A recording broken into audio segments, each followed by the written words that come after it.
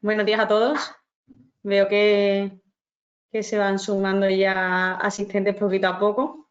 María es la directora de comunicación de la Interprofesional del Vino de España. Buenos días a todos y encantadísimos de estar aquí otro día más en una interesante webinar. Lo que vamos a hacer va a ser entrar de lleno con los contenidos del webinar y dejar un bloque al final para preguntas y cuestiones.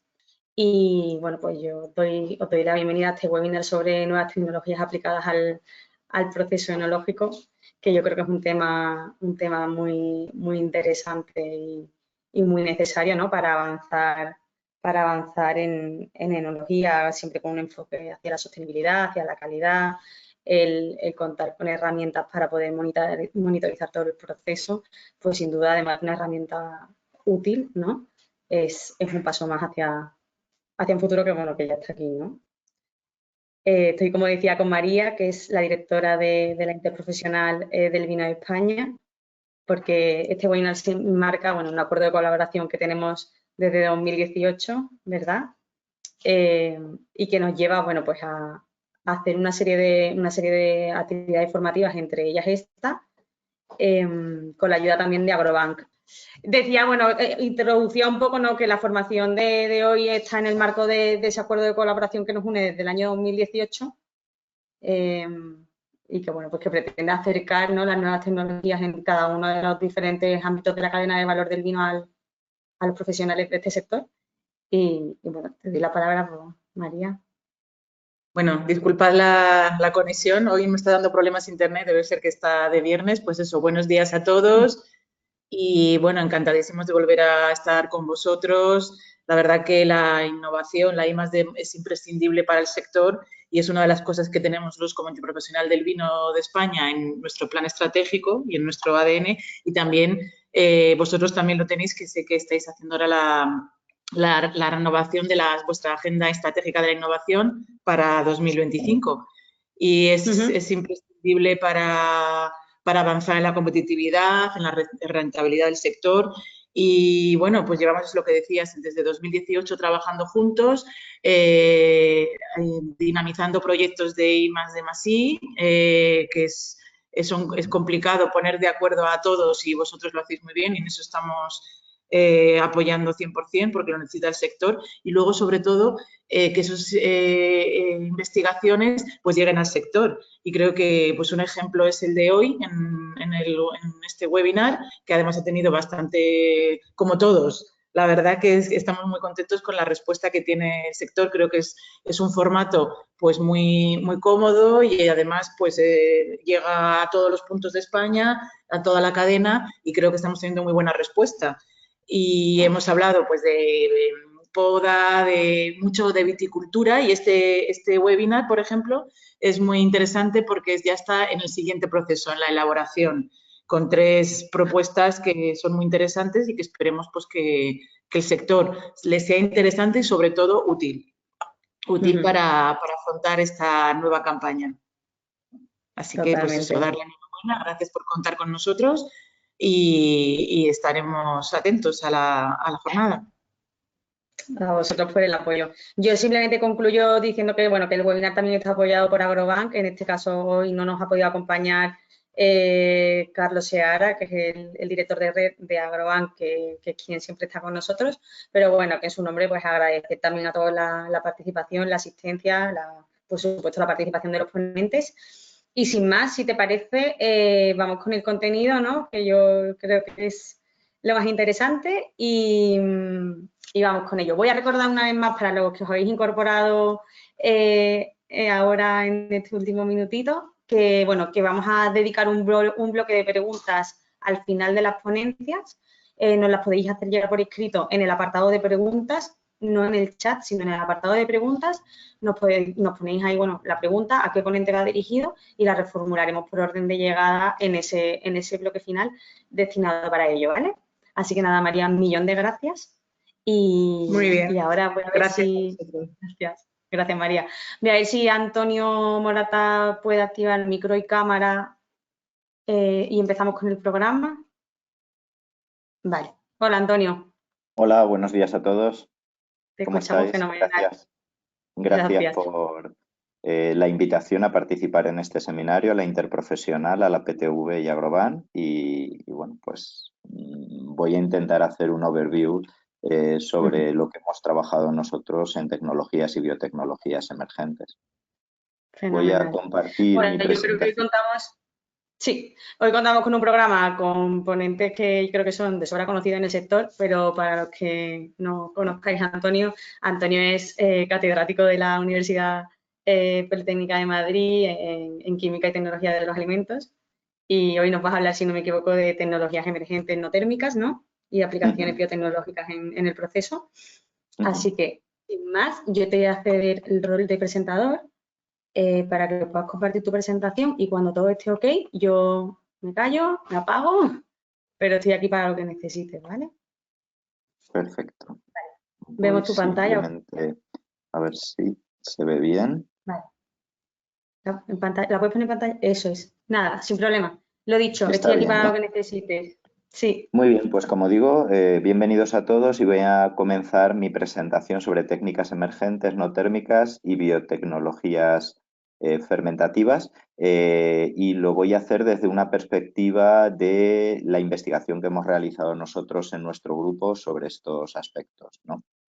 En general, mi investigación ha estado enfocada en tres líneas: el uso de tecnologías no térmicas, que aquí en la diapositiva pueden ver en la parte derecha, tecnologías de presión, tecnologías de irradiación de distintos tipos, asociadas a biotecnologías fermentativas, con el uso de levaduras Saccharomyces, no Saccharomyces y otro tipo de técnicas fermentativas. Y luego, por otro lado, en el análisis instrumental, utilizando equipos cromatográficos y espectrométricos para la medida de los efectos que se producen cuando aplicamos estas tecnologías, ¿no?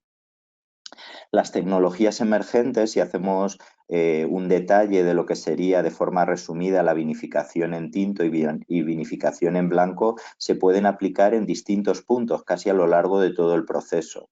Una de las aplicaciones más interesantes es la eliminación de microorganismos, que la podemos hacer en la uva o en el mosto al inicio del proceso, dependiendo de la tecnología, y que nos permiten de forma más adecuada pues, implantar luego microorganismos, iniciadores, starters, que van a funcionar de una forma más correcta.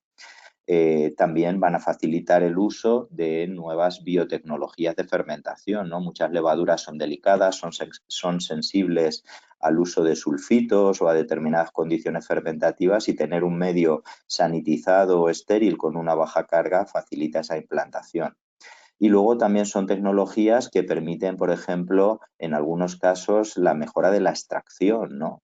Por ejemplo, podemos conseguir en la vinificación en tinto extraer de forma más rápida, de forma acelerada, pigmentos, taninos, compuestos aromáticos, en el caso de tintos y blancos también, y que facilitan el desarrollo del proceso de fermentación y de maceración, ¿no? La extracción. Por otra parte, algunas de ellas también tienen la capacidad de controlar parcial o totalmente enzimas oxidativas, con lo cual pues, son tecnologías que pueden mejorar la calidad reduciendo el uso de aditivos como los sulfitos y también en algunos casos pues, pueden mejorar los procesos de estabilización y clarificación. Dentro de las tecnologías de las que voy a hablar, pues tenemos la presurización hidrostática, la presurización continua, la irradiación, la luz pulsada, los campos eléctricos pulsados o los ultrasonidos. En el caso de la presurización hidrostática es la utilización de presiones muy altas, ¿no? Yo siempre pongo el ejemplo que en el fondo del mar, en las profundidades abisales, en la fosa de las Marianas, que tendríamos 10 kilómetros, 11 kilómetros de profundidad, tendríamos una presión de unos 1000 bares, 100 megapascales. Eso no tiene efecto como tecnología. De hecho, ahí viven no solo microorganismos, sino también animales superiores, ¿no? Distintos tipos de peces y cefalópodos. En el caso de las presiones que utilizamos en presurización hidrostática estaríamos en el orden de 400, 600 megapascales, 4000, 6000 bares, ¿no? El equivalente sería como 2 elefantes colocados sobre una moneda de 1 céntimo de euro que aproximadamente tiene una superficie de 1 centímetro cuadrado. España es líder en presurización hidrostática, es una tecnología no térmica en la cual podemos colocar uvas o mostos en bolsas presurizables y podemos someterlas a presión hidrostática. Estas presiones se van a repartir de forma uniforme y van a eliminar microorganismos y activar la extracción. Esta tecnología, la delegación española, y aquí permitidme que haga un comentario con respecto a ello, la delegación española promovida en la Oficina Internacional de la Vid y el Vino por el Ministerio de Agricultura y liderada por Manuel Roldán como técnico y por el subdirector Javier Maté, pues ha tenido con todo nuestro grupo de trabajo una alta actividad en promover nuevas resoluciones y desarrollar técnicas emergentes. En concreto, la de altas presiones hidrostáticas conseguimos que se aprobara en 2019 en la Asamblea de Ginebra. Y bueno, esta tecnología es una tecnología, como digo, que tiene un crecimiento exponencial en industria alimentaria. Pueden ver las figuras que muestro ahora en pantalla. Hay una empresa que empezó como una startup y se ha desarrollado de forma significativa a nivel mundial. Ahora mismo hay equipos suyos a nivel mundial y bueno, es Hyperbaric y esta empresa facilita la fabricación de equipos de altas presiones de diferentes escalas y que se usan en muchos tipos de industrias alimentarias. ¿Qué ventajas tiene la presurización hidrostática? Podemos eliminar completamente las levaduras, con lo cual es más fácil implantar starters iniciadores. Es una tecnología no térmica. Realmente al comprimir se eleva un poquito la temperatura, pero estaríamos hablando de 2-3 grados cada 100 megapascales, con lo cual un mosto que estuviera a 20 grados simplemente pasaría a estar a 35-38 grados y esto solo durante el tiempo de presurización y rápidamente esa temperatura se disiparía, con lo cual no hay efecto térmico, no afecta por tanto a enlaces covalentes y protege la calidad sensorial y además podemos tener aplicaciones interesantes como la congelación hidrostática sin estado sólido, ¿no? Si se fijan en estas uvas presurizadas y no presurizadas, las 3 de arriba sería control, las siguientes a 2.000 bares y las siguientes a 4.000 bares. Este trabajo lo publicamos en 2015. Prácticamente no hay efectos externos en forma, color, apariencia. Las uvas prácticamente no sufren nada porque es una presurización multidireccional, no como la presurización que se hace en una prensa durante el prensado, ¿no? Ahí es una presión direccional y con menos de medio kilo, con 0,2 bares, podemos prensar de forma importante y estrujar las uvas. Aquí veis que aunque estamos metiendo 4.000 bares, realmente no hay un efecto externo, ¿no?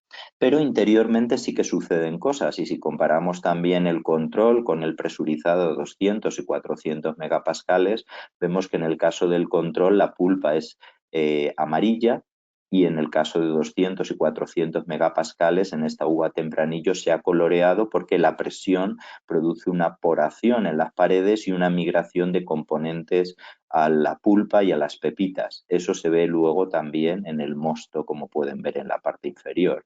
Con lo cual estamos haciendo una extracción acelerada de componentes de los ollejos. Nosotros aquí vemos los pigmentos, pero sucede también con taninos y con compuestos aromáticos que pasan al mosto y que intensifican el color y mejoran la extracción. Bueno, desde el punto de vista antimicrobiano, a partir de 400 megapascales no quedan levaduras, las bacterias son un poco más resistentes, pero en cualquier caso nos permite eliminar la carga microbiana y tener un sustrato sanitariamente más apropiado para procesar. Por otro lado, tenemos que tener en cuenta que una menor carga microbiana nos lleva a que podamos jugar con dosis de aditivos químicos como sulfitos más bajas, ¿no? Nosotros hemos utilizado estas técnicas para facilitar la implantación de levaduras no saccharomyces delicadas con las que estamos trabajando, como Mesnicovia pulquérrima, con lo cual la implantación en uva presurizada es mucho más alta, ¿no? También con otras especies. Otra tecnología en la que hemos trabajado bastante sería la UHPH, la ultrapresurización, la ultrahomogeneización a alta presión. Realmente esta tecnología, también España es un país líder, hay una empresa pyme innovadora promovida con un sello de excelencia por la Comisión Europea, que es Ipsicon, y Psicom produce equipos de presurización continua que pueden trabajar a más de 300 megapascales. La presurización continua, la UHPH, es un proceso de bombeo a ultra alta presión, más de 200 megapascales, normalmente en torno a 300 megapascales, en la cual el mosto, una vez presurizado, se hace pasar por una válvula a muy alta presión y hay una elevación instantánea durante menos de 0,2 segundos, ¿no?, de la temperatura, que posteriormente se disipa y se controla, y en ese proceso sucede una eliminación de microorganismos que puede llegar a la esterilización dependiendo de la temperatura. Se produce nanofragmentación, con lo cual se mejora la estabilidad coloidal, hay inactivación de enzimas y muchos otros procesos, ¿no? El equivalente sería un bombeo a 3 veces la velocidad de sonido que produce una presurización a 300 megapascales, como digo, con una despresurización instantánea, ¿no? El efecto impacto es altísimo. En muchas de estas presentaciones les pongo links a artículos en los cuales hemos probado estas tecnologías y hemos reflejado los resultados. Muchos de ellos son open access, o sea que pueden acceder, si alguien quiere, de forma gratuita a este tipo de información. Esta tecnología también la promovimos en la OIV y se aprobó un año después de la presurización hidrostática, en este caso en 2020, en este caso en una asamblea telemática que hubo, no se hizo en ningún país porque estábamos en la época del COVID y no había movilidad, pero está aprobada desde 2020 y se puede utilizar a nivel enológico. Algunos resultados interesantes de esta técnica. Antes he hablado del efecto antimicrobiano, esta también la tiene, pero tiene un efecto muy potente sobre la inactivación de enzimas. Todos sabemos que un mosto rápidamente se pardea. Aquí pueden ver un mosto control y uno procesado por UHPH con el mismo tiempo, el mismo grado de aireación y la misma superficie de exposición y sin sulfitos. Después de un minuto, los UHPH están con un color pálido y los controles empiezan a pardear, pero es que esto lo mantenemos por 10 minutos, los UHPH pálidos por 1 hora y por varios días. O sea que es una tecnología que controla las enzimas oxidativas y por lo tanto permite reducir los niveles de sulfitos.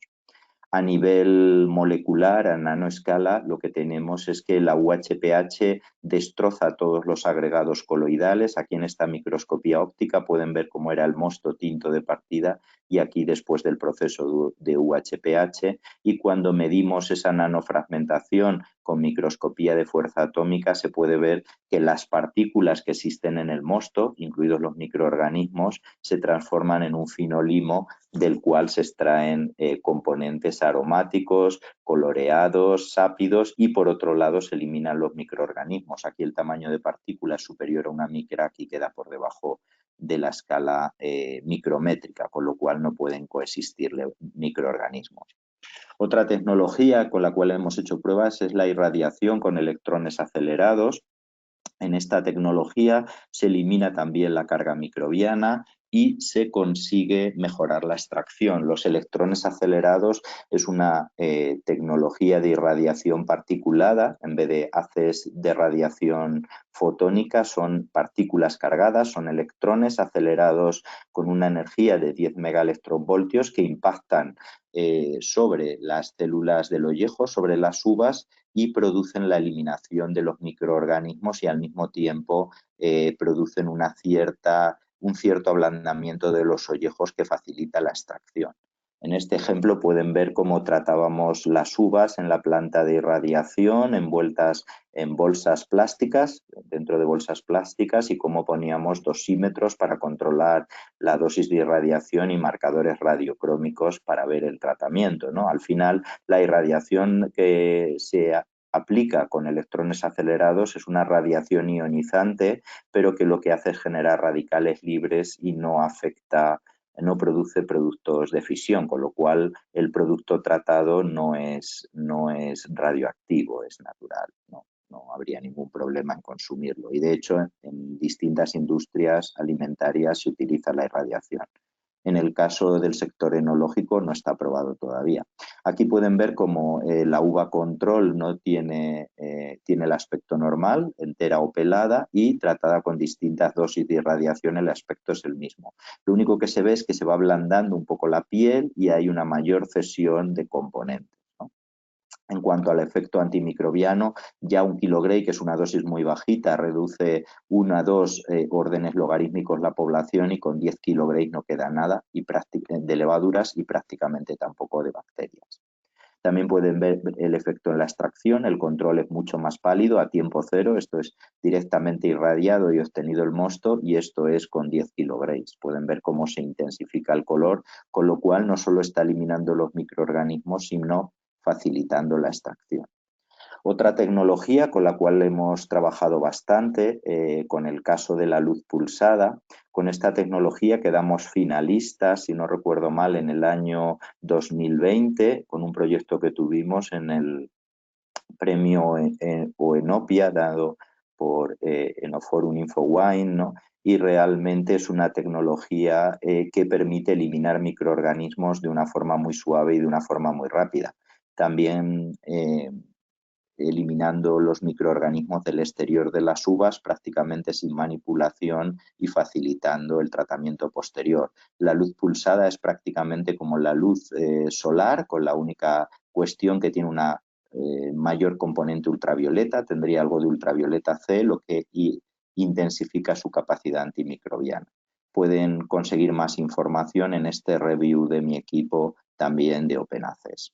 El efecto de la irradiación, aquí pueden ver el tratamiento con un equipo de laboratorio con 2 lámparas de xenón que permiten dar destellos de luz pulsada de alta intensidad, con fluencias que pueden llegar al julio por centímetro cuadrado, y duraciones de pulso de 0,2 a 2 milisegundos. Como ven, con esta fotografía por cámara térmica, por cámara de infrarrojos, prácticamente no hay elevación de la temperatura. Las uvas estaban a 19 grados y después de un tratamiento muy intenso con muchos pulsos apenas superan los 21 grados, con lo cual es otra técnica no térmica. Estos destellos de luz se pueden aplicar de forma continua y muy rápida, por ejemplo en una mesa de selección, y permiten eliminar la carga microbiana. El efecto en el aspecto exterior es prácticamente nulo. Y bueno, en este caso el efecto antimicrobiano es bastante potente, ¿no? Estas serían contactos de uvas tratados por luz pulsada y no se ve crecimiento de microorganismos, y aquí, sin embargo, en las no procesadas, pues cuando se contacta la uva vemos claramente que hay desarrollo de hongos, levaduras, y también cuando hacemos un recorte, un troquelado, y lo ponemos encima de un césped de levaduras y aplicamos luz pulsada, pues donde ha incidido la luz pulsada no quedan microorganismos. Otra tecnología en la que se ha trabajado mucho son los campos eléctricos pulsados. A nivel mundial, el equipo del profesor Javier Raso en la Universidad de Zaragoza es líder en su aplicación en alimentos y especialmente en el sector enológico. Se pueden utilizar también los campos eléctricos pulsados para mejorar la extracción a dosis más bajas, del orden de hasta 10 kilovoltios por centímetro, o la inactivación a dosis más alta del orden de 20-30 kilovoltios por centímetro. Esta tecnología, considerada como antimicrobiano, también ha sido promovida en la OIV, en la Organización Internacional de la Vid y el Vino, y está aprobada desde 2020. Actualmente está en etapa 5.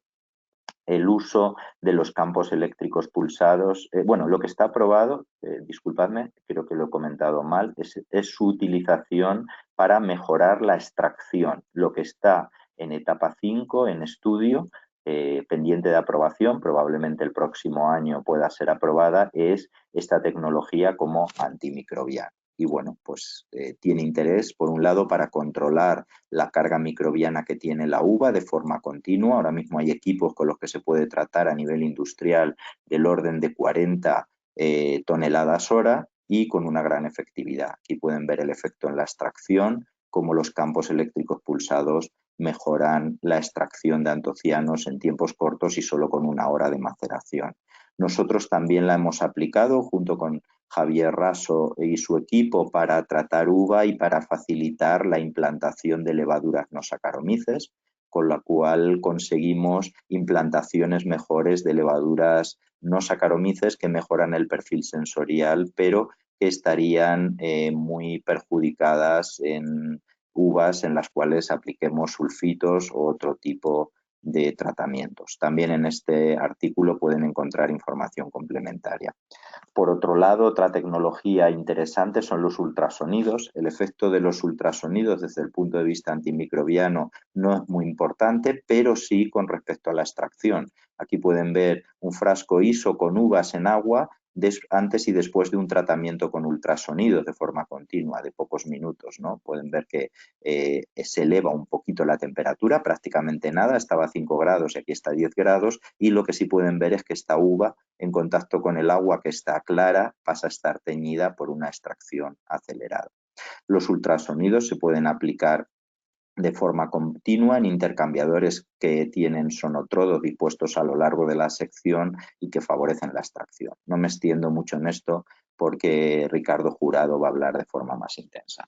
Y con respecto a la parte de biotecnología, pues nosotros hemos trabajado con distintas especies. Por poner algún ejemplo, les voy a hablar de la Chancea thermotolerans. La Chancea thermotolerans se beneficiaría de las técnicas anteriores porque es una levadura que es sensible a sulfitos y que no es tan competitiva como Saccharomyces, entonces aplicando las técnicas anteriores sería mucho más fácil implantarla, y es una levadura que, además de mejorar el perfil olfativo, tiene las características que le permiten transformar los azúcares en ácido láctico durante el proceso fermentativo, con lo cual podemos bajar el pH. Esto es un ejemplo real de una fermentación en la cual tenemos un mosto que de partida está próximo a pH 4 y que después, fermentando con un Saccharomyces de fermentación y con las condiciones de maceración, terminaría por encima de 4, y sin embargo, poniendo la Chancea en fermentación, podríamos quedarnos en torno a 3,5.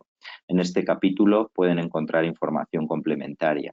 España también es un país líder en la selección y detección y utilización de levaduras no Saccharomyces. Ahí reflejo un review que hicimos recientemente en 2022, reflejando todos los trabajos de selección que se han hecho por distintos grupos españoles en distintas áreas geográficas, y bueno, pues entre ellas se ha aislado la levadura, distintas cepas de la Chancea thermotolerans. En este caso es la L31, una cepa que seleccionamos nosotros, y aquí pueden ver el ejemplo en una uva tempranillo a pH 4 o 4,2, terminaría en condiciones normales. El pH de partida era 3,9, bastante habitual en muchas zonas, y sin embargo, después de fermentar con la Chancea, podemos dejarlo entre 3,6 y 3,3 de forma muy fácil.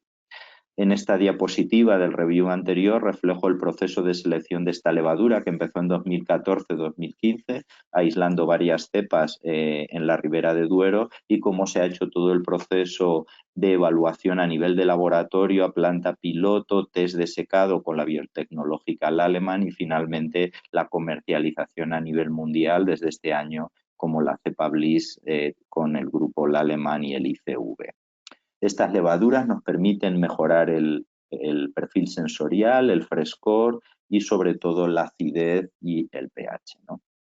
Otro tema del que me apetecía hablarles pues es el uso del ácido fumárico. También ha sido promovido por la delegación española en la OIV. Es un ácido potente, ligeramente más potente que el tartárico, que tiene baja solubilidad, pero se puede solubilizar hasta 5 o 6 gramos. Aquí tendrían el espectro de masas y sus características físico-químicas, y es un potente antibacteriano, no solo contra bacterias lácticas, también contra otras bacterias que no tenemos en el vino, pero que son problemáticas, como Escherichia coli o Listeria monocitógenas.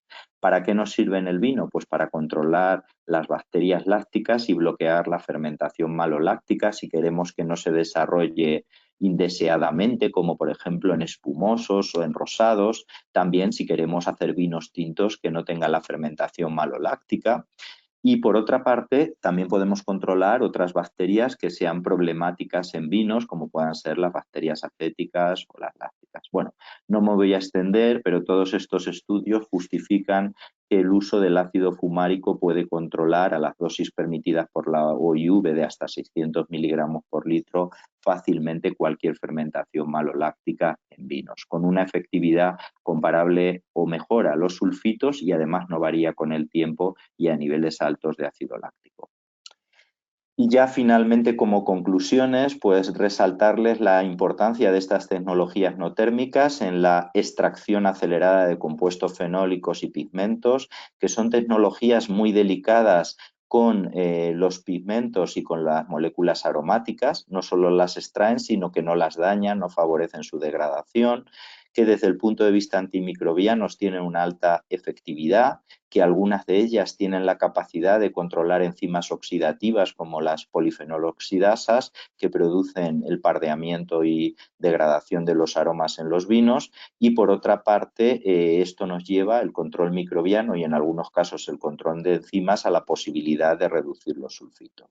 Finalmente, la repercusión de este control microbiano nos lleva a mejorar la implantación de levaduras no Saccharomyces, las coinoculaciones levadura-bacteria y, en resumen, facilitar nuevas biotecnologías que utilizamos en enología.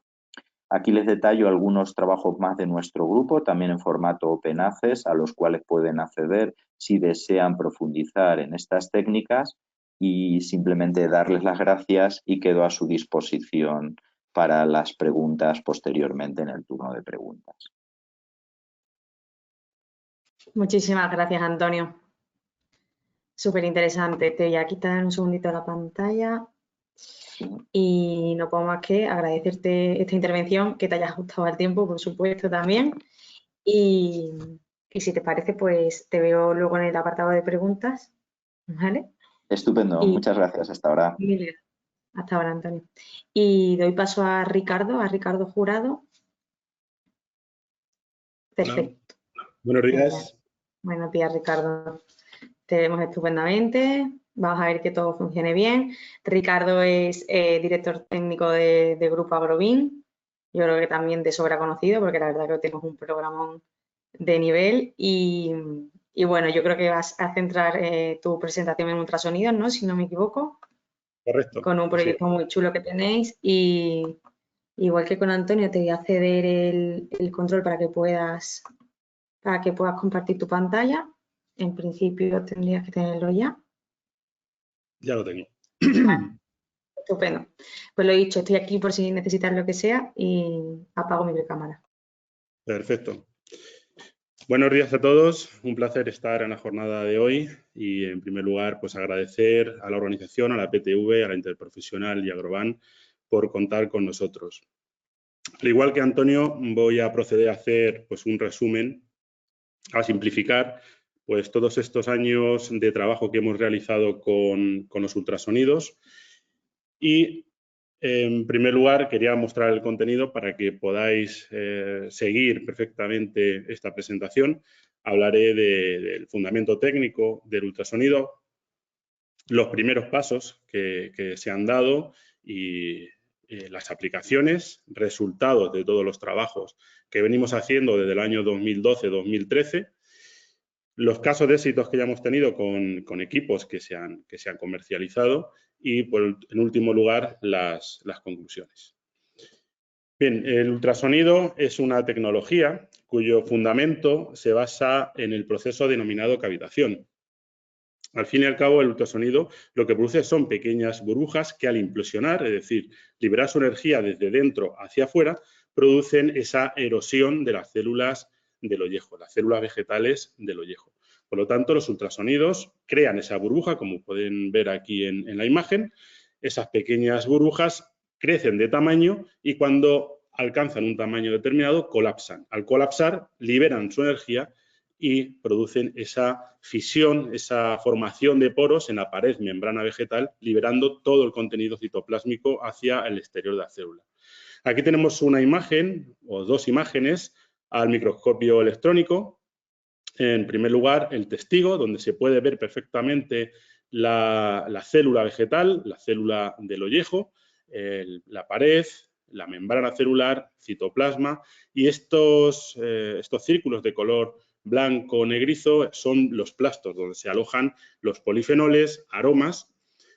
¿Qué ocurre cuando ese ollejo, ese tejido, es sometido a la técnica de ultrasonido? Pues se produce una desorganización perfecta, lo podemos ver en la imagen inferior, donde la célula ya no se observan tan fácilmente todos los plastos, sino que se han desintegrado, por decirlo de alguna forma, el interior celular y pasan hacia el exterior de la célula, produciendo el efecto de cavitación y produciendo el efecto de extracción, no solamente de polifenoles, sino de más cosas que a continuación comentaré, que es lo que hace el ultrasonido. El ultrasonido, como digo, comenzamos su estudio en el año 2012-2013 aproximadamente y, bueno, comenzamos con recursos propios.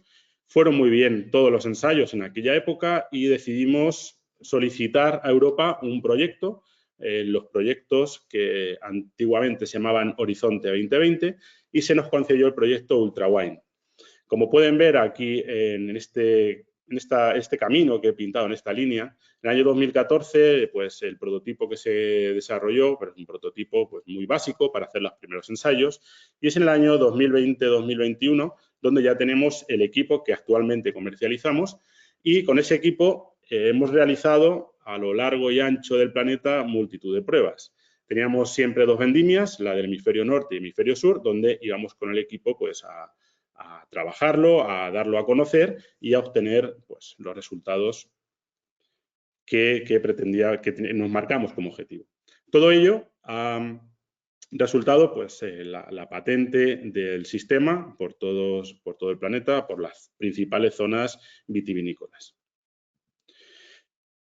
Esta técnica es una técnica aprobada por la OIV, se aprobó en el Congreso de Ginebra en el año 2019 gracias al buen trabajo de la Comisión Tecno de España, la delegación española de la OIV, que defendió perfectamente y aportó toda la información que así se nos requirió pues a la OIV, y resultó que la resolución pues, se aprobó en el año 2019 bajo la resolución OENO 616-2019.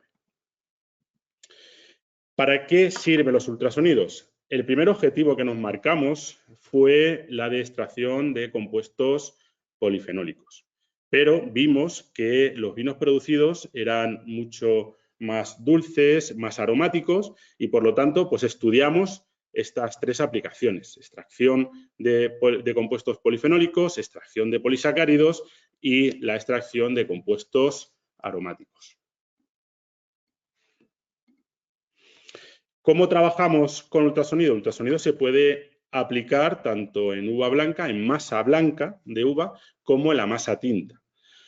Bien, comienzo con la uva blanca. Tras la recepción de esta uva, la uva se estruja, se despalilla, pasa por el equipo, es un equipo bastante compacto, y de ahí a prensa y a fermentar el mosto.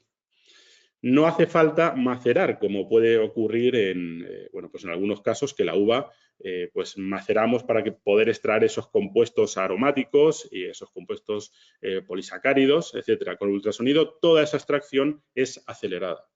Sin embargo, con la uva tinta, el proceso que hacemos es se recepciona, se estruja, se despalilla, se trata con el ultrasonido y se deposita la masa. La mantenemos en contacto, el mosto, con el ollejo, maceramos durante 48-72 horas aproximadamente. De ahí reducimos los tiempos más o menos de maceración un 50% con respecto a una maceración tradicional, a una maceración tradicional, por lo que la bodega pues ahorra bastante dinero y bastantes recursos al disminuir ese proceso de maceración. A continuación ya os voy a presentar dos estudios muy rápidamente cómo el ultrasonido favorece la extracción aromática. Es una investigación que se llevó a cabo trabajando a escala industrial, por supuesto, entre la Universidad de Murcia y la Universidad de Castilla-La Mancha. Colaboramos desde Agrobin aportando el equipo y este fue el proceso de tratamiento. Como he comentado anteriormente, la uva se recepciona, se estruja, se despalilla, de ahí incubamos una pasta, una masa sin tratar, que será el vino control, y otra parte de esa masa recepcionada se trata con ultrasonidos. Por lo tanto, tenemos todas estas muestras, estos controles, estos sonicados, tanto a 48 horas de maceración, los controles y los sonicados, 72 horas de maceración y 7 días de maceración en el caso del control únicamente. Los ultrasonidos, como he dicho anteriormente, con 48 horas o 72 horas de maceración es suficiente. Pues bien, aquí están los resultados ya en vino. Me podría extender comentando también los aromas, también los tenemos caracterizados en mosto, pero bueno, por el tiempo no es posible. Tras fermentación maloláctica, importante señalar esto, a nivel de terpenos, que como todos sabemos dan ese carácter floral, los ultrasonidos trabajados con 72 a 28 kHz y 72 horas de maceración, ha producido una extracción de terpenos aproximadamente del 20% si lo comparamos con el control. En cuanto a ésteres, la extracción de compuestos ésteres, también con 72 horas de maceración, ha aumentado en un 35% si lo comparamos con un control de 7 días de maceración. Es decir, a pesar de que reducimos 4 días la maceración de las pieles, ¿no?, la maceración de esa masa, se obtiene un 35% más de ésteres. Pero ¿qué ocurre con esos aromas que no son tan deseables, como pueden ser los compuestos C6, que da siempre ese tipo de verdor, recuerdan su aroma a césped recién cortado, o los piranos y furanos, que son aromas a pimiento verde, espárrago? Pues bien, si nos centramos en el sonicado, en ese vino que se ha producido sonicándolo el mosto y teniéndolo 72 horas, 3 días de maceración, reducimos aproximadamente un 8% con respecto a un control con 7 días de maceración, y en cuanto a los piranos y furanos, reducimos un 25% este carácter más herbáceo que no es tan preferido, que no gusta tanto al enólogo. Por lo tanto, de un primer vistazo, vemos que el ultrasonido produce una extracción acelerada de estos compuestos que tanto nos gustan, que el enólogo desea, como son los terpenos, ésteres, un breve ejemplo he mostrado, y sin embargo los compuestos C6 sí que hemos visto que hay una degradación e incluso una menor extracción de estos compuestos. Además, otro de los trabajos, insisto siempre a escala industrial, otro de los trabajos que desarrollamos junto con la Universidad de Murcia, fueron, ¿por qué no cosechamos antes? Ya que el cambio climático, la tendencia es pues vinos más alcohólicos con una mayor concentración de azúcar.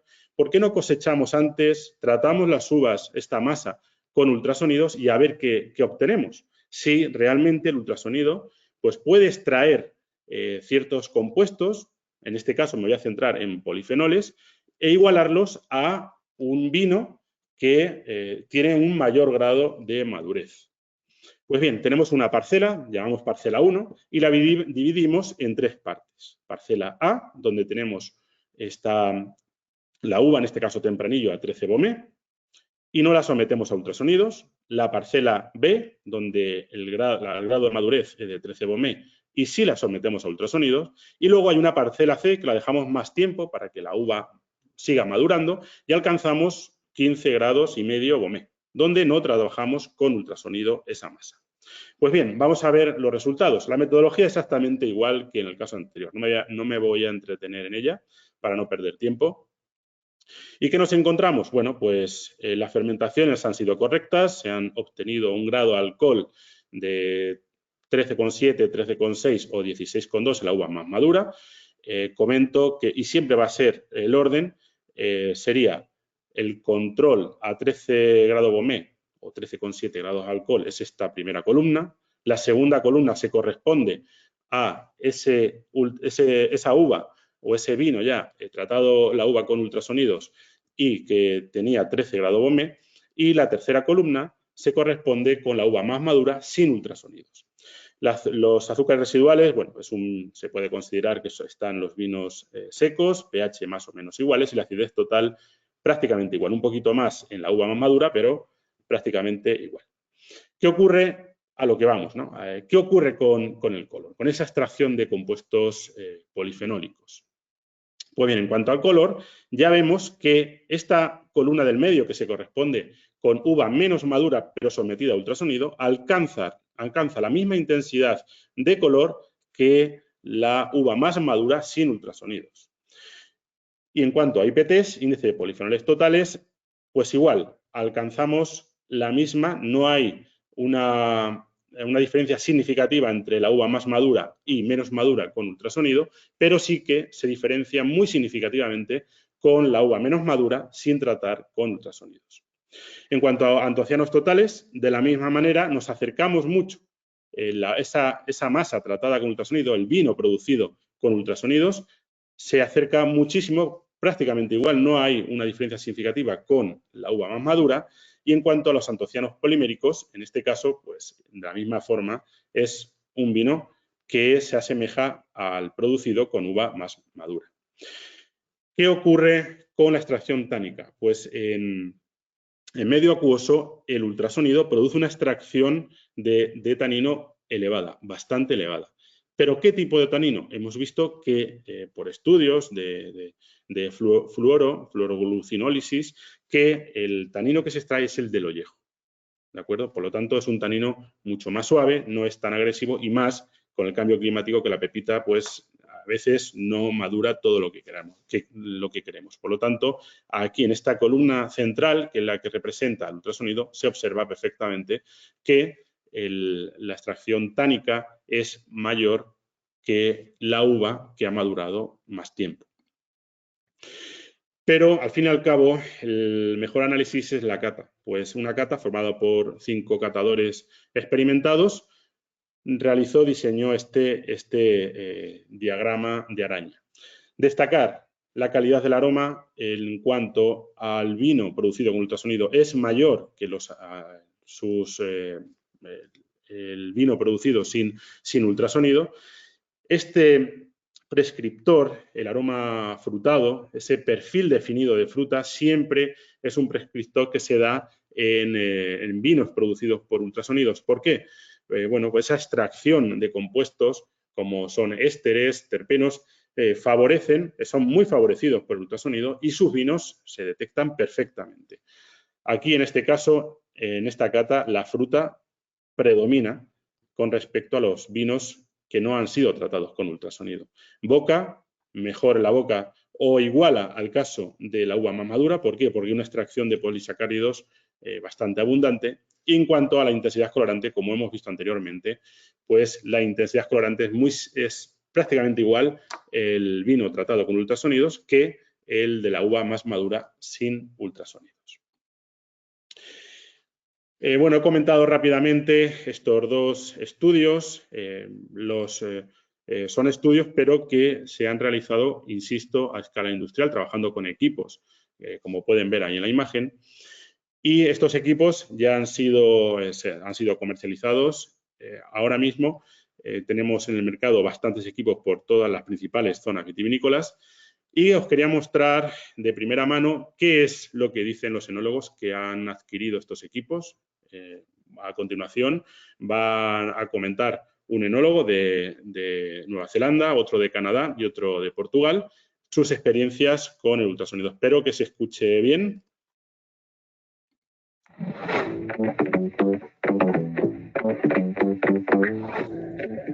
From time saving during the winemaking process, the Ultra Wine Perseo is a fantastic energy saving tool for the winery. The biggest benefit to us has been instant color extraction with red grapes.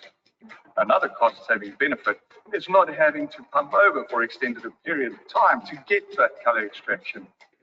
And these are all energy-saving applications, leading to a greener way of making wine.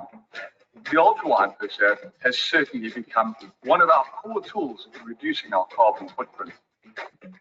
Hi, my name is Eric Von Krosik, and I'm with Fringe Estate Winery in West Kelowna, British Columbia, Canada. So I was asked to say a few words about the Perseo from Agrivid. We purchased a few units last year and used them for the first time in harvest, and we're really pleased. There's a lot of considerations that we use when we're buying equipment, and particularly when we looked at it and looked at that technology, we thought, well, ultrasound from its principles was a really great concept because it would break up the cells and give us better extraction. And we still haven't got the final, we still don't have the product in the market yet, But what we have seen so far, I would say it's an amazing product, and we will continue to use them, and I'll use more of them. Anyways, hope you're having a great day. Cheers. Bye. My name is Diogo Pereira. I'm the chief winemaker of Lindborg Group. And with Perseo, we can manage the maceration in real time, and we evaluate also in the lab. We can see that anthocyanins are all available for us, and we have extract all. So we take the wines before the time. So also in managing the winery for us, it's very important. And so a big investment like this to us just makes sense if we can take the most more advantage possible of it. We use the Perseo through all the wineries. We have been using most we can, but also making comparisons between wines with Perseo, the same grapes with Perseo, same grapes without Perseo. And what we can say for the moment, and this is Arinto, that was processed with Perseo. The wines are very expressive in terms of flavors, very balanced. So with time is money for us. We need to have the wines ready in mid-November, starting to have the shape of the wines. And with the normal process, we only have wines in February. Let's see, it's going to be good. For now, it's fantastic. Y bueno, ya para terminar, comentar las conclusiones con esta tecnología que hemos desarrollado, pues podemos obtener un 50% más de capacidad de procesamiento, siempre reducimos a la mitad esos tiempos de maceración. El coste energético es importante, se reduce aproximadamente entre un 15 y un 20%. Un ejemplo claro sería que un Perseo de 12 kilovatios aproximadamente trabaja a 10.000 kilos hora de procesamiento y el consumo energético son 6 kilovatios. Sería como, pues, a nivel de hogar, hablando a nivel doméstico, serían como 2 planchas conectadas al mismo tiempo. O sea, es un consumo bastante bajo. Hay un ahorro de espacio importante y señalar que la concentración de compuestos está estimada que aumenta entre un 35 y un 40% más, compuestos aromáticos, en cuanto a polisacáridos, en cuanto a polifenoles, insisto, entre un 30 y un 40% más si lo comparamos con una maceración tradicional. Pues con todo esto termino mi exposición. Muchísimas gracias por vuestra atención y si, bueno, ya en el turno de preguntas nos volvemos a ver y si quieren información adicional, ahí está mi correo, rjurado@agrowin.com para consultar lo que quieran. Mil gracias, Ricardo. Muchísimas gracias. Voy a retomar la pantalla. Voy a llamar a Federic, que ya está por aquí. Ricardo, lo dicho, mil gracias. Nos vemos ahora en el bloque de preguntas y continuamos. Gracias. Hasta ahora. Federic, buenos días. Buenos días. ¿Me escuchas bien? Perfectamente. Vale. No sé si me escuchas bien, pues he puesto unos auriculares. Yo sí, sin problema. Pero bueno, espero que me escuches bien. Y sí, yo bueno, agradecerlos la invitación. La verdad que con PTV siempre hemos tenido muy buena relación, con la interprofesional también. María, muchas gracias por la invitación también. Y Agrobank, que desgraciadamente no están con nosotros. No sé si me presento o me lanzo ya o cómo quieres hacerlo. Bueno, yo iba a darte paso como responsable en España, pero bueno, nada, simplemente agradecerte, pasarte el control de la presentación. Federic nos va a hablar un poquito más sobre, bueno, pues sobre nuevas tecnologías para la monitorización, ¿no? de ese proceso de elaboración. Una empresa española. Ahora, ¿veis mi pantalla de momento? Supongo que serán vemos todo fenomenal. Vale, perfecto. Eso sería. ¿Ahora bien? Ahora la vemos a pantalla completa. Perfecto. ¿Vale? Bueno, muchísimas gracias. Sabes que siempre cuando el último ponente parece que se lleva un poco la peor parte en cuanto a los tiempos, te voy a pedir a ver si yo no lo creo. puedes poner un puntito. para poder dejar espacio para esas preguntas que yo creo que también Por son supuesto, muy interesantes. intentaré mantener las media horas que me habéis dado, no te preocupes, me pongo en ello. Solamente agradecerlos de nuevo y los otros ponentes, porque esta mañana he aprendido mucho, supongo que los oyentes, los que visualizan esta presentación también. Yo quiero decir que no soy ni enólogo, ni investigador, ni nada, soy periodista y quizá hay gente que está conectada que me conocen por otros eventos que represento desde hace casi 20 años en España, como Concurso de Bruselas, Garnacha del Mundo, o otros eventos como Wine Paris, etcétera. Pero pues, quizá les sorprenderá un poco que les hable de enología de precisión. Pero quería introducirme de esta manera porque no tengo el recorrido científico de estos otros ponentes, pero creo que mi trabajo es contar historias. Y aquí esta historia de ONAFIS creo que ilustra perfectamente uno de los retos del sector a la hora de digitalizarse. Cuando me presentaron a Alexandra, que es este chico, porque es más joven que yo, puedo decir que es un chico, tiene 40 años, y sus proyectos, en principio, había escuchado, como me comentaron o comentamos en otras ocasiones en la PTV, la sensórica y todos esos temas estaba muy presente en viñas más que en bodega. En bodega no había escuchado muchísimas cosas. Es cuando empezamos a trabajar el proyecto que llevo representando en España ahora más de 3 años y estamos a punto, eso es una información que os paso a la PTV, que nosotros ya estamos creando la filial, o sea, la primera filial de ONAFIS, una empresa muy joven que fue startup en su momento, que ahora no, son 25 personas de origen y todos ubicados la mayoría en Nantes, que es la sede del proyecto y de la empresa, aunque tengamos también oficinas en Burdeos, por supuesto, y ahora en Barcelona o cerca de Barcelona, en un centro de Internet de los objetos, un centro IoT que se llama Neapolis. Entonces, este fue su proyecto que me presentaron y, bueno, y empezamos a colaborar con vosotros, de hecho, con la PTU, que fue los primeros contactos que tuve, y otros actores del sector de la investigación, universidades, Innovi en Cataluña, por ejemplo, que es otro clúster muy potente en España de innovación, y también universidad o centro de investigación como puede ser Vitec, ¿no? Presentamos el proyecto y la acogida en España fue brutal, quizá, de hecho, mucho más abierta que en otros países, y cuando digo otros países pienso en Francia.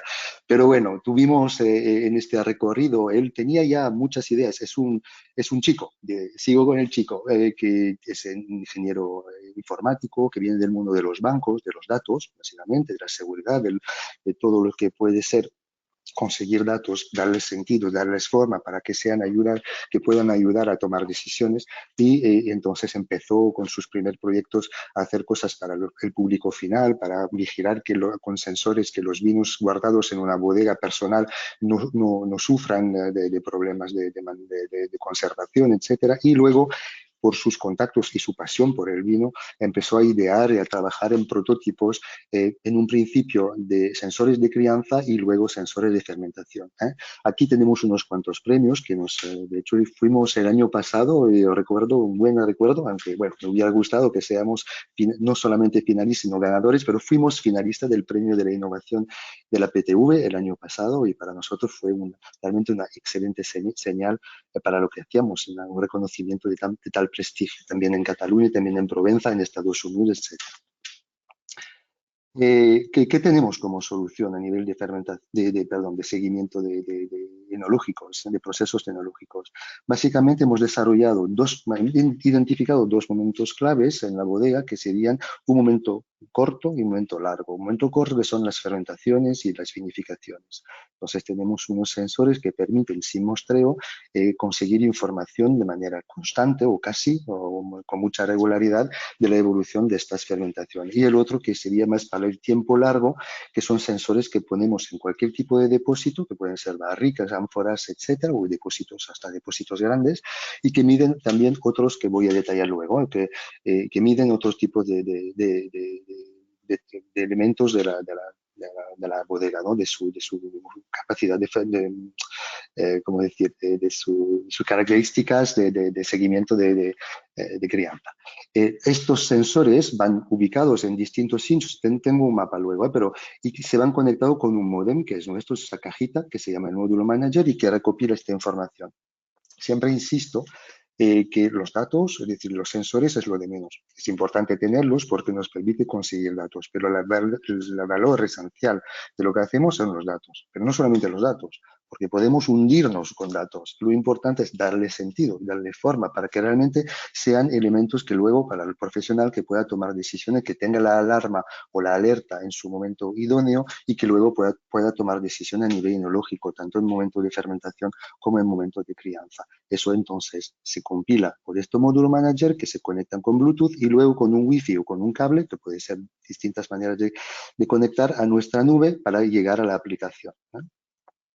Aquí tenemos el ejemplo de el primer paso en la bodega, que serían las fermentaciones, y vemos las funcionalidades a la izquierda y sobre todo fotos que creo que son muy ilustrativas porque hay que verlo, porque son cosas que hay que entender y mejor verlas. Es cierto que aquí no lo tengo aquí en el despacho, pero aquí sería el sensor, que es un flotador. Básicamente se basa en el principio de Arquímedes, que va flotando dentro de un líquido, que en este caso es el mosto, y su propia inclinación, es decir, que con menos densidad va a flotar, la inclinación será distinta de con más densidad, y a partir de aquí da la información cada hora de la densidad y de la temperatura del líquido en el cual está inmerso. Aquí lo vemos flotando en un depósito. Eso sería la versión para vinos blancos y tintos, para vinos blancos y rosados, porque no hay maceración. Aquí la importancia de la flotación es tan importante para conseguir un dato correcto que necesitamos para los tintos protegerlos en este tipo de campanas, que no sé si se ve mi flecha, pero espero que sí, pero veis que aquí una forma de campana que se puede poner de manera fija en los depósitos o si no con una percha para poder luego cambiarse o en fase de prueba en general se utiliza este sistema.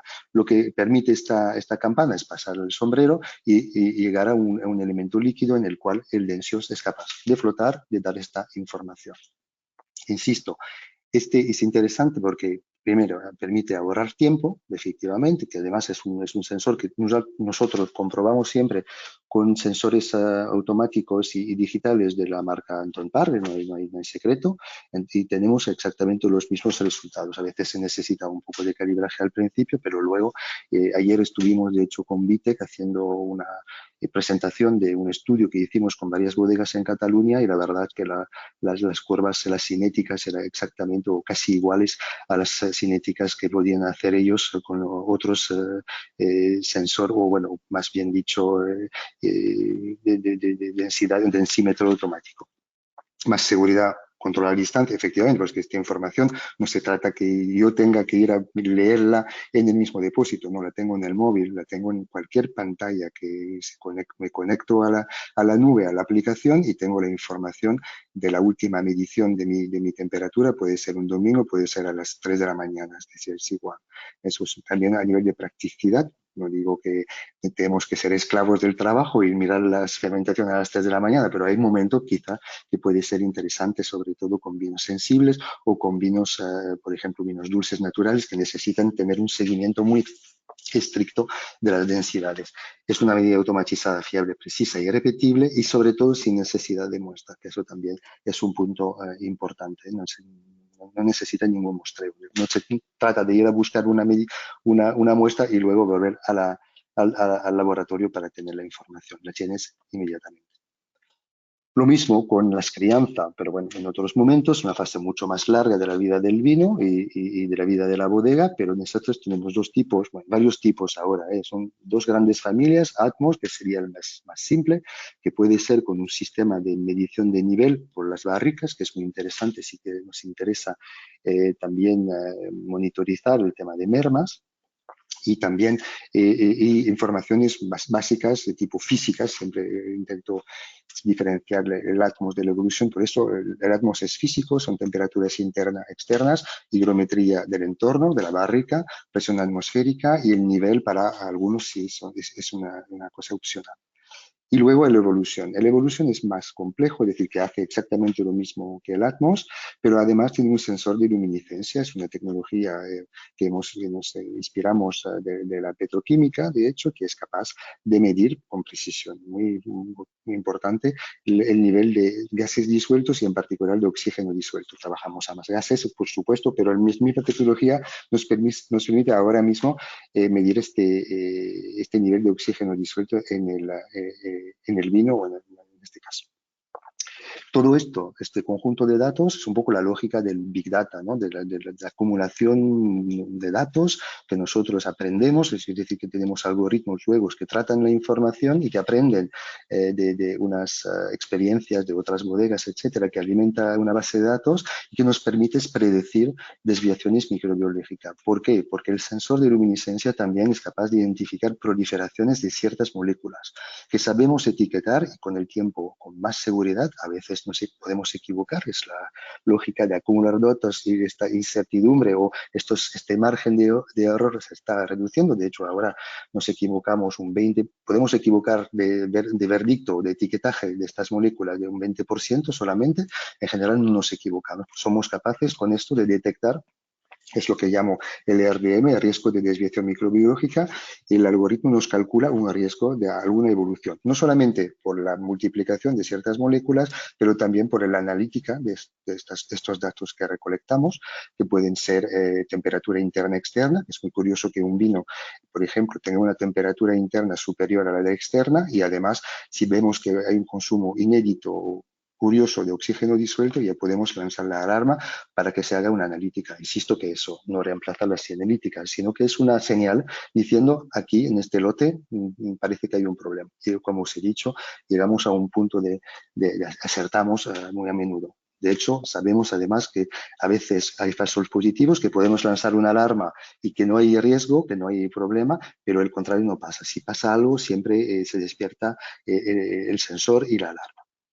¿Eso qué permite? Las aplicaciones son varias. Aquí vemos, eso bueno, ya he explicado lo de las desviaciones microbiológicas, me he saltado la presentación. Es el sistema que permite esta anticipación con el sensor de luminiscencia que va a analizar la turbidez del entorno y que manda una señal con una onda precisa y que le devuelve otro color, y en función de esto ya podemos sacar información sobre la calidad y estas multiplicaciones de ciertas moléculas en el entorno. Aquí, aplicaciones, es lo que quería ir. No se trata, evidentemente, yo porque entiendo, es que las bodegas son momentos complicados y momentos complicados en el cual cualquier inversión entonces se ve como una inversión y es normal, pero no se trata evidentemente de equipar todas las barricas. Es la primera cosa también que tranquilizo a los interlocutores. Se trata de poner sensores en unos puntos claves. ¿Por qué? Porque aquí, por ejemplo, en esta configuración hay una escalera con visitas frecuentes. Evidentemente, la barrica que está al lado de esta escalera, que se abre y se cierra la puerta, no tiene la misma condición de crianza, ni la misma temperatura, ni las mismas condiciones a nivel higrométricas. Entonces, aquí ponemos varios sensores y empezamos a entender lo que llamamos nosotros esta microclimatología de la nave de crianza o de la bodega. Entonces, es súper interesante para entender cómo funciona la bodega y muchas veces y analizar también el nivel de mermas.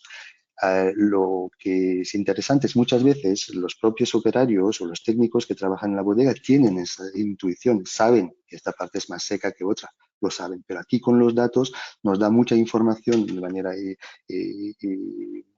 ¿cómo decir?, una información cierta, acertada y que permiten luego tomar decisiones hasta de inversión. Entonces, ayer tuvimos una intervención de nuestro primer cliente en España, que es una cooperativa del Montsant, en la zona del Priorato, que se llama Masroig, y que nos ha explicado con este sistema que ellos tenían un problema grave de climatización de su nave de crianza y lo pudieron de esta manera mejorar y han reducido un 50% las mermas que tenían en la bodega. También, evidentemente, con nuestros sensores en estas partes, saber dónde hay más riesgos de desviación microbiológica. Y se puede también comparar contenedores o tipos de barricas. Lo hicimos en la prueba que presentamos ayer también en otras bodegas con ánforas, con otro tipo de depósitos. Luego, esta información no se trata que se quede así, no se trata de enviar al cliente al que se equipa, a la bodega, o el director técnico o directora técnica, un Excel para que haga cosas, que juega con los datos para tomar decisiones. No, todo eso se procesa. Aquí tenemos la aplicación ONAFIS, tal que como funciona, por ejemplo, para un seguimiento de fermentación con la cinética dibujada. Podemos añadir información manualmente que permite explicar, por ejemplo, este año sobre todo que hubo poca cantidad de uva colectada, entonces hubo rellenos de mostos, entonces la densidad que vuelve a subir. se puede etiquetar, es multiusuario, es muy fácil de acceso, muy fácil de compartir la información y de tomar decisiones y tener en la misma pantalla todos las cinéticas de fermentación para identificar, llegando en la bodega, no esperar los resultados de las densidades, sino al contrario, va a ir directamente a los problemas para solucionarlos. Nos pasó, por ejemplo, en una bodega importante hace muy poco,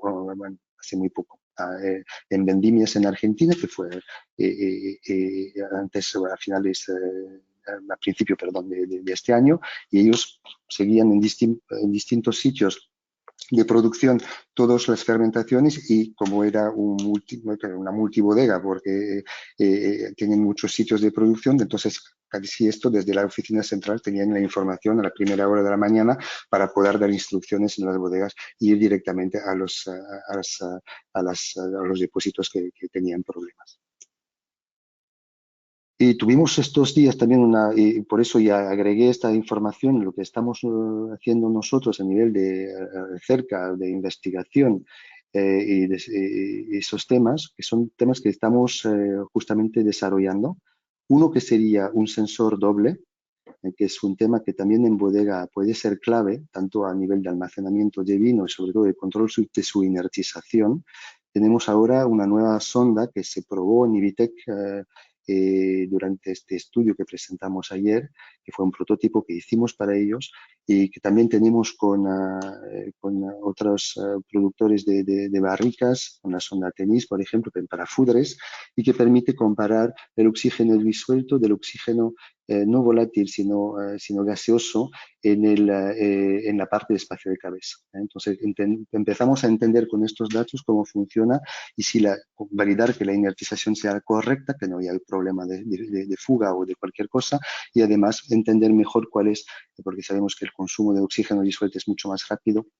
Entonces, ver un poco la interacción entre estos dos elementos para entender mejor cómo mejorar las inertizaciones sin pasar por el uso de entrantes. Aquí, por ejemplo, es un ejemplo en Burdeos y detectamos una fuga, vemos que la inertización funciona muy bien, pero no dura suficiente tiempo. Es niveles elevados de O2 gaseoso, entonces ya nos hizo pensar y lo que comentamos con la bodega que había un problema de fuga que fue acertado y era una fuga en un fudre. Continúo.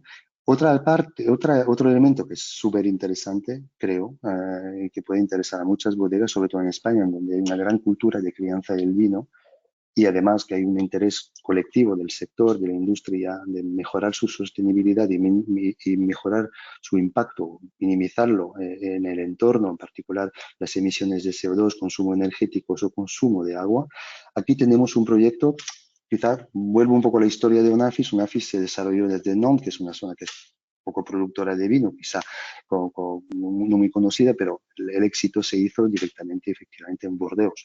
Y en Burdeos teníamos dos pilares de soporte, que fueron el Château Latour y el Château Léoville-las-Cases, que son dos Grand Crus de la zona de Burdeos, y este es el Château Latour, que es un prototipo que hicimos para ellos y que estamos a punto de repetir aquí en España. Todavía no está decidido, pero os informaremos, por supuesto, porque creo que lo podremos presentar en el Premio de la Innovación de la PTU del año que viene, espero.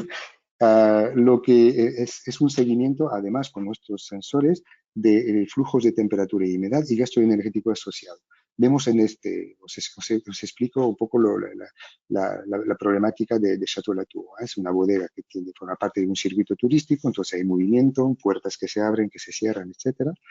Las barricas se distribuyen en de 12 barricas, interrumpidas por una escalera que está en el medio, más o menos se tratan de 1000 barricas. Temperatura controlada es Burdeos, no quieren superar a 11 grados. Cada unidad de aire acondicionado es independiente en 3 naves de crianza y los aparatos de aire acondicionado se alimentan en un sistema de refrigeración. Nosotros pusimos nuestros sensores, que vemos un poco cómo se reparten en la nave. Vemos aquí en medio la escalera, el sistema de frío, las distintas sondas que hemos puesto, Atmos, Module Manager, etcétera, para ver un poco cómo se organiza, cómo se presenta esta microclimatología que explicaba antes. Y además hemos puesto pinzas amperimétricas que permiten controlar el consumo de los aparatos eléctricos, que permiten el acondicionamiento del entorno de la crianza de estas barricas. además los 3 Module Manager que van un poco como jefe de orquesta, colectando la información y enviándolas a la nube, a nuestra aplicación y a la inteligencia artificial y a nuestros algoritmos para realizar estos dibujos y dar un poco una facilidad de acceso a la información y facilitar así la toma de decisión. Aquí sería el resultado. Vemos aquí la entrada del aire, que es un aire frío. Esta parte es la zona más fría, efectivamente, ya lo hemos comprobado por los datos. Esta parte más templada, esta parte más seca, además que tiene aquí, perdón, más cálida, que además aquí tiene el sistema de lavado de barricas. Y un poco la auditoría de esta microclimatología de la bodega. Luego, hemos detectado incoherencias, es decir, que todos estos picos son los arranques del sistema de frío, que eso es constante, de hecho que sea el día más frío, el día más caluroso. Pero vemos que la temperatura, que el sistema de frío funciona muy bien porque estamos casi siempre a 11 grados, que sea frío, que sea caluroso, o sea que funciona, pero vemos que muchas veces la temperatura externa, sobre todo en días fríos, y en días, pero hasta en días más calurosos, la temperatura externa es inferior a la temperatura de bodega. Entonces hemos detectado que unas 9 hasta 12 horas del día el aire fuera, porque trabajamos también con los sensores que tenían ellos en las viñas, etcétera. Si teníamos información sobre la climatología durante el tiempo del estudio de esta auditoría, y durante 12 horas el aire de fuera era más frío que el aire, que gastaba muchísima energía para enfriar en la bodega. Entonces fue la primera recomendación que permitió ahorrar unos 6.000 euros anuales en la bodega, o sea, unas 11 toneladas o 5.000 metros cúbicos de CO2 no emitidos con ese sistema. Lo que estaba comentando al principio, poniendo aquí IoT, y si estamos en el centro de IoT, un centro de IoT importante en España que está en la provincia de Barcelona, es que justamente el próximo paso, lo que estamos instalando con ellos, es que el mismo sensor sea capaz de enviar instrucciones. Yo necesito más frío, mando la instrucción directamente al sistema de frío que me lo da. Es decir, que realmente el vino sea capaz de controlar su condición de crianza a nivel controlar sus mermas, pero por supuesto su calidad de crianza controlando su propio entorno. Me hace falta frío, envío la información y arranco el sistema de frío. O si hay un sistema también de humedad, puedo hacer lo mismo con la humedad, etc. Así que tenemos, aquí ganamos en calidad, ganamos en precisión y ganamos en todos los niveles a nivel de crianza. Lo mismo que hacíamos con las fermentaciones, con mayor datos, bien ordenados para que pueda tomar decisiones. El primer paso es que la persona que recibe esta información pueda actuar en el momento idóneo y corregir el problema que se ha detectado, y luego, ¿por qué no?, automatizar unas ciertas recetas, que sería más la industria 4.0, ¿no?, este IoT que se integra en el proceso de producción de vinos, para que realmente la información conseguida del vino orqueste todos estos aparatos conectados y automatizados que tenemos en la bodega. Es un poco el futuro, pero un futuro muy, muy cercano, porque estamos desarrollándolo en esta bodega, y te digo, lo repito, que tenemos un proyecto en España que espero que pueda salir, y en este caso tendríamos un ejemplo que sería el segundo que hemos podido desarrollar en una bodega en Europa. Y la otra cosa, otra vía que estamos desarrollando con Château Léoville-Las Cases, en este caso, que ya funciona, es un seguimiento, una trazabilidad total de la viña hasta, es un poco un blockchain aplicado al proceso enológico, desde la viña hasta la botella, para ver todos los procesos que se puedan digitalizar, modelizar recetas, gestiones de planes de vendimia, almacenamiento, embotellamiento. Es más una aplicación que se basa en la sensórica y que se basa en la generación de datos, pero vamos más allá en el sentido que nos permite planificar, controlar y analizar todos estos datos para mejorar la producción, su fluidez, ganar tiempo donde se puede ganar, y ganar también calidad y además entendimiento, porque hay muchas veces que es interesante saber que esa barrica que hemos detectado, un brote de Brettanomyces, por ejemplo, o un problema similar, saber de qué parcela viene y cuál fue su vida anteriormente. O sea que creo que es un elemento interesante, y es el tercer punto que quería compartir con vosotros, pues son las vías que estamos explorando para dar más, ¿cómo decir?, valor a estos datos que colectamos con esta sensórica que ponemos en bodega. Aquí sería un poco los pantallazos de las principales, pero bueno, podría detallar, pero no quiero pasarme de tiempo y creo que ya me quedan unos 5 minutos solamente. Yo creo que podemos empezar las preguntas, porque aquí, bueno, con nosotros llevamos en España por lo menos 3 años, estamos a punto de hacer la filial. Como os he dicho, trabajamos también en Argentina, en Chile, en Estados Unidos, donde tenemos oficina también en Burdeos y en Nantes, donde hay la sede. Hemos empezado hace muy poco en Portugal y estamos también en Italia. En fin, nos damos cuenta que la producción de vinos ahora está en todo el mundo, o sea que para nosotros es un poco, es muy ilusionante, pero también hay que concentrarse en mercados importantes. Y os digo, la primera filial de Onafis está en España, o sea que agradecer a todos los que nos confían en nosotros, en primer lugar la PTV, por supuesto, y a todos estos clientes. Ya no están todos, pero hemos trabajado mucho en el mundo del cava, por ejemplo, para el tema de fermentación en blanco con Gramona, cava y similares, no entro en el debate cava o Corpinat, etcétera, pero Recaredo, Gramona, Freixenet, Codorniu, trabajamos con Ramón Bilbao, trabajamos con Ramón Roqueta, con Torres, en fin, gracias a ellos de hacerlo esta aventura muy posible. Muchísimas gracias, Frederic, y enhorabuena por ese paso adelante. Bueno, ya lleváis muchos años aquí en España, ¿no? Pero por ese paso de consolidar. 20 años, o sea, es que es increíble. Bueno, iba a decir que pronto será más años en España que en Francia, pero no es cierto. Pero bueno, pero pronto sí. Muy bien. Pues enhorabuena.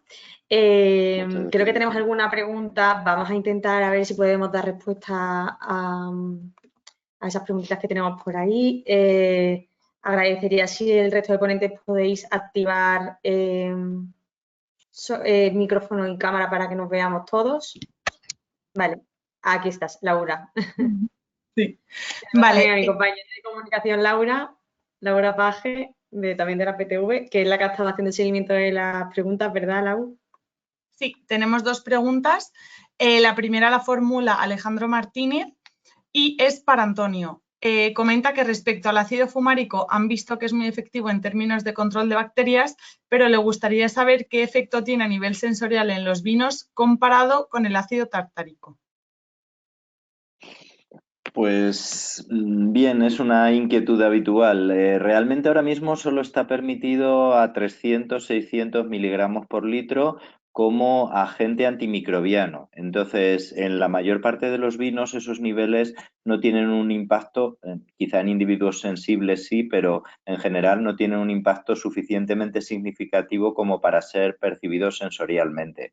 Nosotros hemos hecho algunas pruebas triangulares y un consumidor promedio pues no percibe diferencias importantes.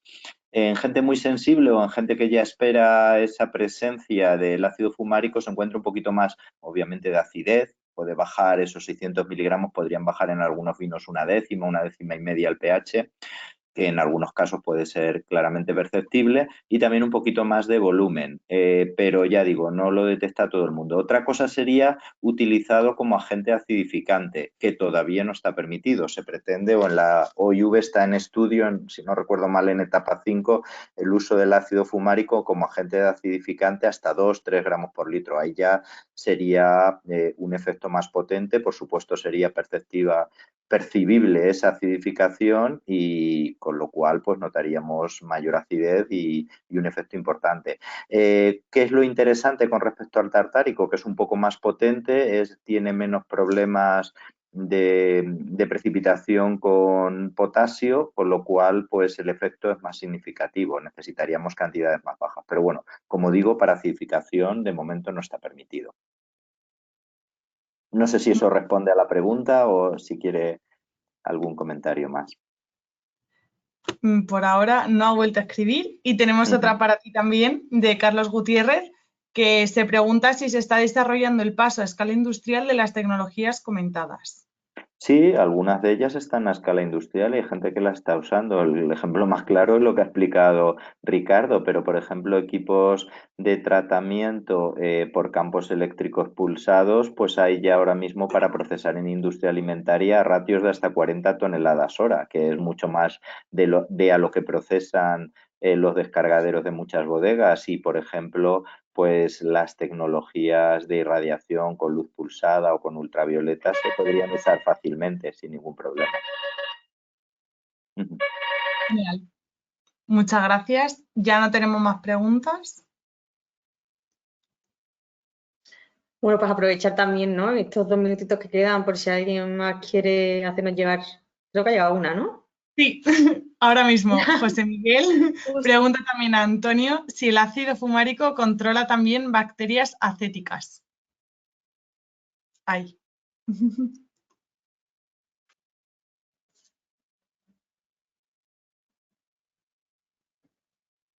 Antonio, no te ¿No escuchamos. te oímos?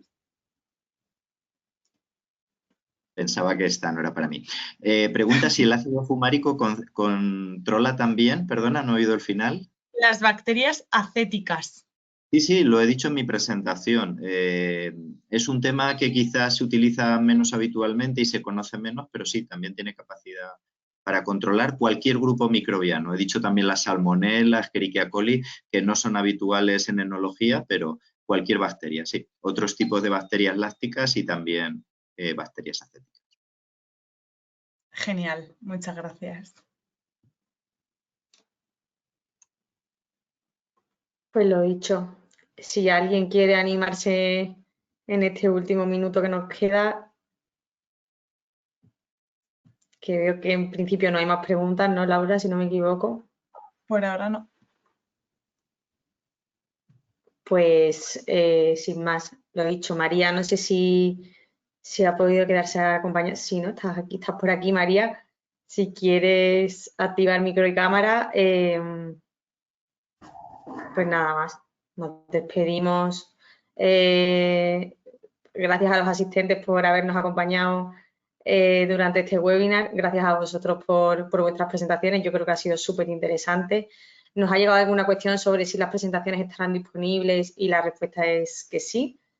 Tendremos también la grabación a disposición de todos vosotros y un vídeo que resuma también los principales highlights, ¿no?, de vuestras presentaciones, que sin duda yo creo que son interesantes y así con esas grabaciones quedan ahí para poder retomarlas. Y por mi parte poco más. Agradeceros el tiempo, el esfuerzo y vuestra participación. Sí, también dar las gracias a todos los sponsors de la jornada y sobre todo decir que, bueno, es fácil encontrarnos en los datos de la presentación, pero también en Internet y si alguien tiene alguna cuestión específica, pues puede ponerse en contacto conmigo y entiendo que con cualquiera de mis compañeros. Claro que sí. Lo mismo, efectivamente. Cualquier duda, cualquier cosa, estamos a disposición de los oyentes y de los interesados. Muchas gracias de nuevo por la invitación. Pues millón de gracias y nos vemos en el próximo webinar. Gracias. Hasta luego. Buen fin de semana. Chao. Igualmente.